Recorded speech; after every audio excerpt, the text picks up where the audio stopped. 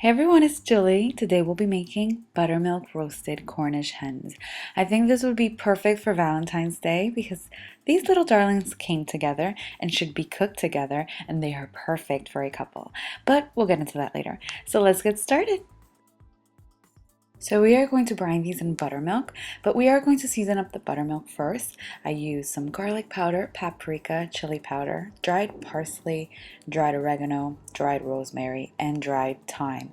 I prefer to use dried herbs rather than fresh because fresh herbs burn a lot quicker than dried herbs, so keep that in mind.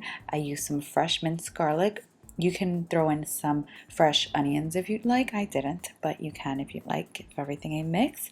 And now let's get ready to put our little Cornish hens in here.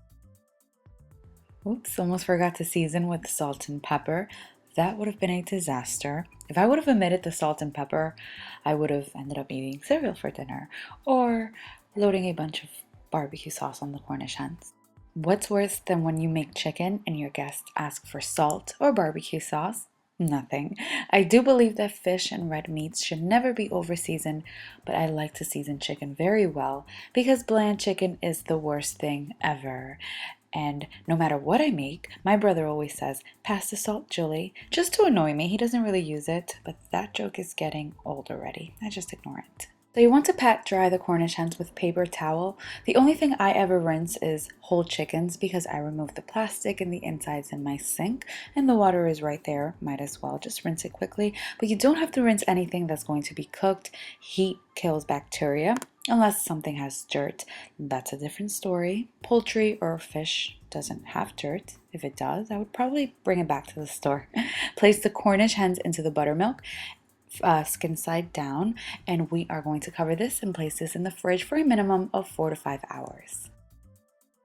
I actually left mine overnight. That's even better. Make sure to let it rest for about 20 minutes before placing it in the oven. You want even cooking. And one thing you should always keep in mind is never put anything freezing cold into the oven or anything burning hot into the fridge. Reason for that is the food can catch bacteria in the fridge and the food in the oven will not cook evenly. Make sure to place the skin side up and grab a kitchen towel and pat it dry. You want to remove the excess buttermilk. I didn't place any veggies inside or any fresh herbs. You may do so if you like. I felt like the seasoned buttermilk was more than enough for this, but I did tie the legs up with some kitchen twine. I'm just so used to doing it that way. And make sure to tuck in the wings so they don't burn. Let's cover this and place it in a preheated oven at 425 degrees for about 1 hour, and then uncover it for a final 15 minutes or so the Cornish hens can get a really nice golden color on top. And now these are super tiny in real life. On video, for some reason, they actually look huge. That's why I said earlier that these are perfect for 2 people on Valentine's Day. I know you might be thinking, oh, you're so greedy, Julie. I cannot eat one whole chicken by myself. The thing is, once you carve this, you'll notice that the pieces are super tiny, so you probably can eat a whole thing by yourself. They're really, really small. I added a little bit of butter on top to give it a nice glossy look, and of course to add some additional flavor. Remove the kitchen twine, serve this on a clean platter. I sprinkled some fresh parsley on top. You can serve this with some scalloped potatoes, some mashed potatoes, baked potatoes. I love to serve roasted chicken with rice and beans. That's my ultimate favorite.